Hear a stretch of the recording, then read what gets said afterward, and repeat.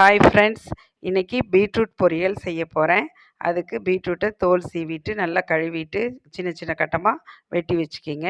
எல்லாமே ஒரே அளவாக இருக்கட்டும். இந்த மாதிரி சின்ன சின்ன பீசஸாக வெட்டி வச்சுக்கிங்க.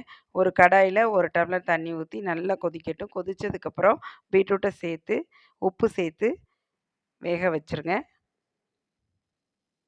கலந்து விட்டுட்டு மூடி போட்டு வேக வச்சிடலாம். 3/4 பதம் வெந்ததுக்கப்புறம் 1/2 டேபிள் ஸ்பூன் தனி மிளகாய்த்தூள் சேர்க்குறேன். அந்த பச்சை வாசனை போனதுக்கப்புறம் ஈக்குவலாக, அதாவது எந்த அளவுக்கு பீட்ரூட் கட் பண்ணால் எவ்வளோ இருக்குதோ அதே அளவுக்கு கடலைப்பருப்பு ஊற வச்சு வேக வச்சு வச்சுருக்கேன். அதையும் சேர்த்து நல்லா கலந்து விட்டுறலாம். இப்போ எனக்கு கொஞ்சம் காரம் பத்தாத மாதிரி இருக்குது. அதனால் கொஞ்சம் தனி மிளகாய்த்தூள் மறுபடியும் சேர்க்குறேன். இது நல்லா பச்சை வாசனை போனதுக்கு பிறகு தேங்காய் பூ கொஞ்சம் அதிகமாகவே சேர்த்துக்குங்க.